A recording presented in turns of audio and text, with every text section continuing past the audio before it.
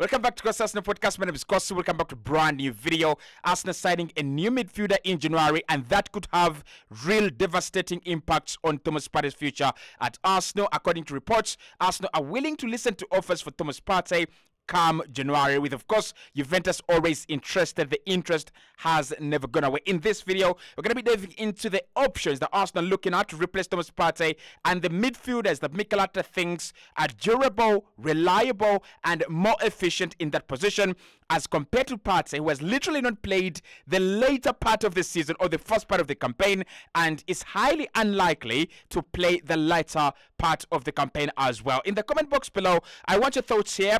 Joao Palhinha could be coming in. Do you think Thomas Partey has let us down, and therefore it is time for Mikel Arteta, the project, and Arsenal as well to get past Thomas Partey? Is it time for us to go past him? Is it time for us to go, well, Partey has not played as many games as we would have wanted anyway. We can replace him with a more durable player, with a player that can actually give us that quality in that midfield. Your call in the comment box below. Hit the like button for me. Let's get this video to 300 likes. And of these three guys, who is the better footballer? You have Joao Palhinha right there. You have Douglas Luiz on top of him. And you also have that guy, Martin Zubimendi at Real Sociedad. We're going to be talking about him. He's such a good player. But of course, is he good enough to replace Thomas Partey in our hearts, but also in Premier League football? Right, so the reports are saying that Joao Palhinha is one of the players that Mikel Arteta is looking at, and he is actually keen to bring him to the Emirates Stadium as a replacement for Thomas Partey. Should that happen, Thomas Partey and his agents will have to look for somewhere else where they can actually take their trade, and that could be Juventus come 2024. Arsenal will be willing to listen to offers for Thomas Partey as long as those offers are actually in the region of the 30-40 million pounds that we were actually asking for in the summer. Now, my problem with Thomas Partey, and this is a general problem. If you're an Arsenal fan, this is a fact. This is not an opinion. Partey is unreliable in terms of game time. He's very reliable in terms of when he's on the pitch, in terms of the quality he produces, in terms of his output, in terms of his passion, in terms of his contribution to the team. Reliable, top notch, not so many better than him on his good day. But how many good days do we get to see of Thomas Partey? This campaign, I'll count for you. Thomas Partey has played around 4-5 games for Arsenal. If I'm wrong, I'm wrong. But you look at where we are. We are on match day 17. And Thomas Partey, for the last 10 games, we've not seen him. For the last 12 games, we've actually not seen him. And if you're fighting for the title, if you're really fighting for the title, and you're real title contenders, like Mikel says, there is a lot at stake. It doesn't apply to the referees only. It doesn't apply to the goalkeepers only. It applies to every single player in the squad. You have to be reliable. You have to be available. You have to be on top of your game at least 90% of the time. That is what it takes to beat Liverpool and Manchester City. Last campaign, we needed to be 70% or 80% charged to beat Man City alone. This campaign, to beat Liverpool and Man City, you have to be 90%, good. You've got to be better than them, and that should be 90% of the time. So with Thomas Partey being out and us not enjoying that ability to have such a quality midfield, such a quality pairing of Partey and Rice, I think Mikel Arteta, it is high time we actually move on. And Mikel Arteta says the guy that he actually sees as a potential replacement of Thomas Partey is none other than the Portuguese midfielder at Fulham, and that is Joao Palhinha. So Joao Palhinha, 28 years of age. I was corrected in the comment box below. Someone just told me, because he cannot be 28. He was literally born, I don't remember there, and I really, really did love it. I really did. So with Joao Palhinha, you have a lot to talk about and a lot to take in before you either accept him or you reject him as a player. One thing you've got to think about Joao Palhinha is his ability on the ball. We've talked about the ability of the ball, but I think with Arsenal, there are not so many teams that are actually going to bowl us or boss us. So in games where we play Liverpool, I would love to see Palhinha and Rice. In games where we play Man City, it's okay for us to have Palhinha and Rice, especially with that with Jalen Timber now not in the side. But apart from that, he's got that extra layer of, brilliance on the ball, right? And it's something that is one of his traits that are really underrated because his profile reads defensive midfielder, but his ball carrying is okay. His ball carrying skills are very fine. He's got a shot in him. And he's got a cool pass in him. That final pass in the final third. So Joao Palhinha is not a bad option. When I compare him to Thomas Partey, I cannot lie. I still have the Thomas Partey effect. I think Palhinha runs more. I think Palhinha covers more ground, going forward and coming back. But in terms of effectiveness, this guy picks up yellow cards. Oh my God. Joao Palhinha last campaign was suspended on 2 occasions for picking up 10 yellow cards. That is the player we are talking about.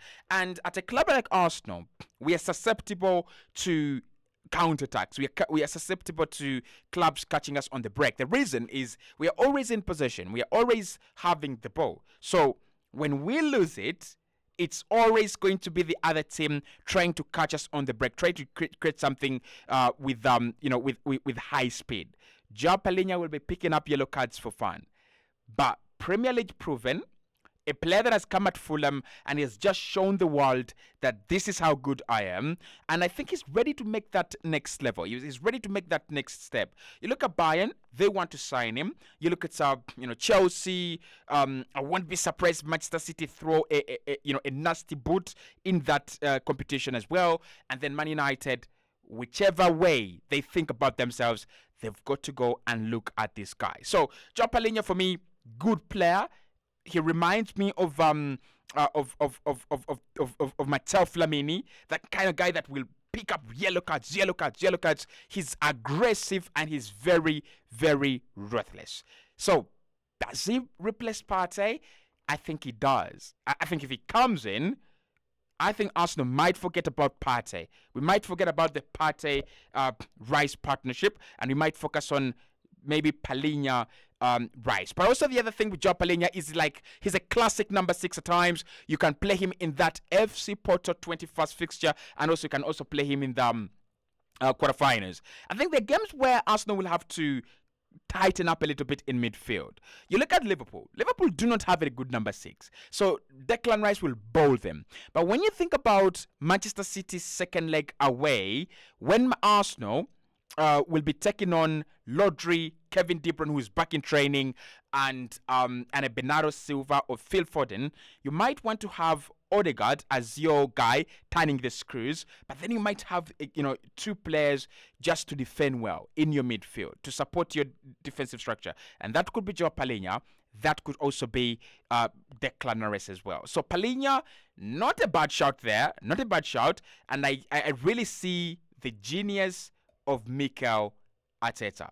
Now, next on the list is definitely my boy Douglas Luiz, one of the players that Arsenal fans really like a lot at the moment. He's in form, like really in form. He's creating chances for fun at Aston Villa. They're winning games for fun as well, and that is the reason why Joao Palhinha is an easy target and Douglas Luiz is not even an option to think about. And I will start there because it's the reality.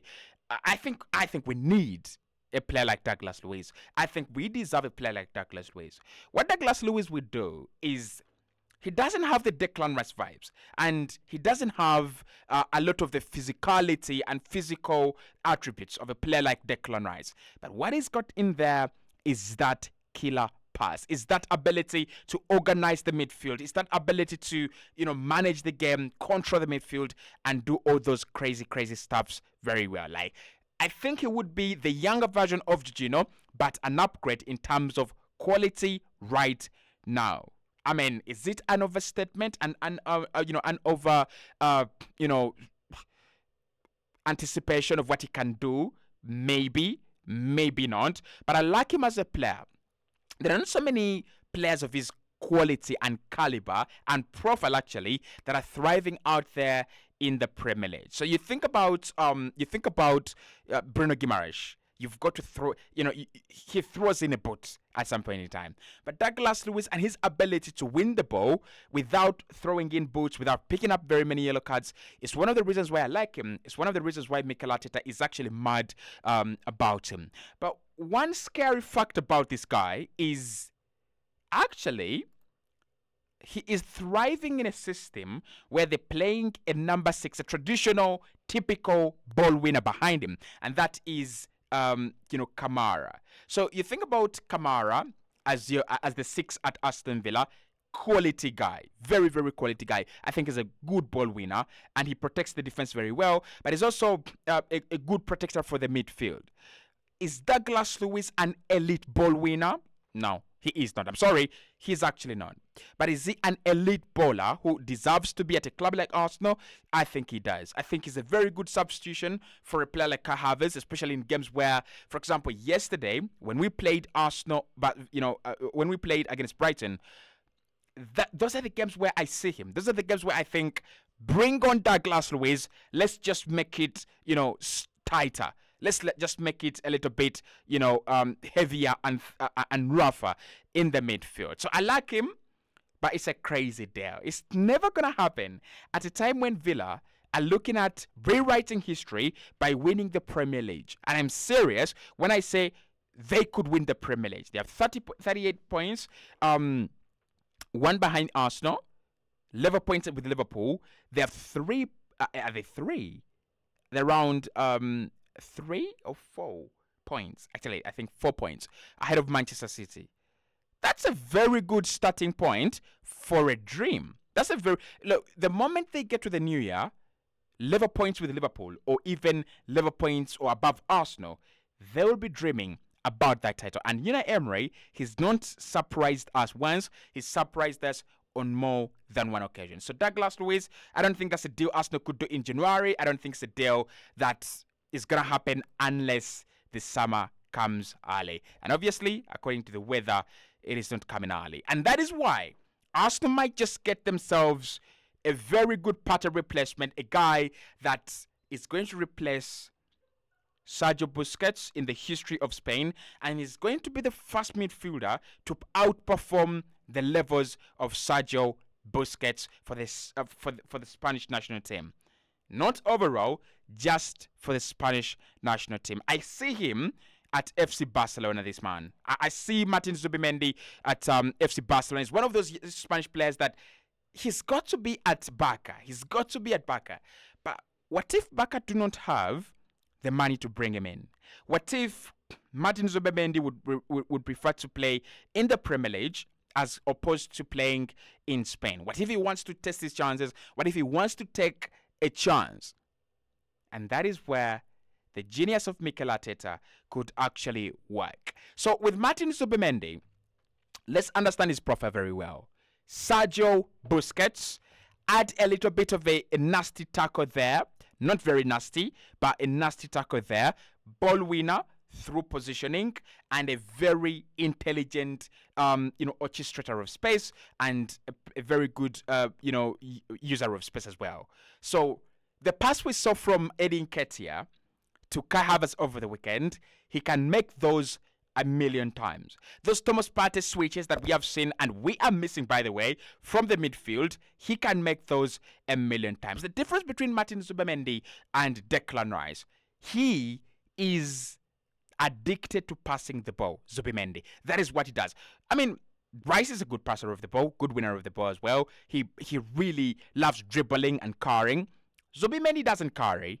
He is carried. So he's literally one of those players that makes the ball run. He makes the ball run. He doesn't run with the ball. He makes the ball run. And I think at some point in time, we will need that kind of player. I think Declan Rice will be there. He's going to become an Arsenal legend. He will become Arsenal history. We might actually define him as the real definition of immortality when it comes to Premier League midfielders. But Martin Zubimendi, how about you have a camhead who is literally sprinkling passes left, right, center, down, upside, everywhere, across the pitch? That is Martin Zubimendi. Now, Arsenal need cover for Rice? Is he cover for Rice in games where there's not a lot of running? I think he's good cover in games where Arsenal are controlling lanes at home. Such games like yesterday against Brighton, I think he's one of the players that you can actually use in the squad. So Martin Zubimendi, again, another player that Arsenal could sign. For me, among all the deals, this is the deal that is very, very, very easy to do. One, he has got a release clause that we can trigger in January. And secondly, I don't think Real Sociedad are going to turn down good money if we can actually go in there with good money. Now, the problem with this deal is that this guy is still in the UEFA Champions League. They're playing PSG and they stand a chance because PSG are perennial bottlers of the Champions League. Whichever stage they are at, whichever stage you will find them, they will bottle it. They will bottle it. So you think about PSG, Real Sociedad.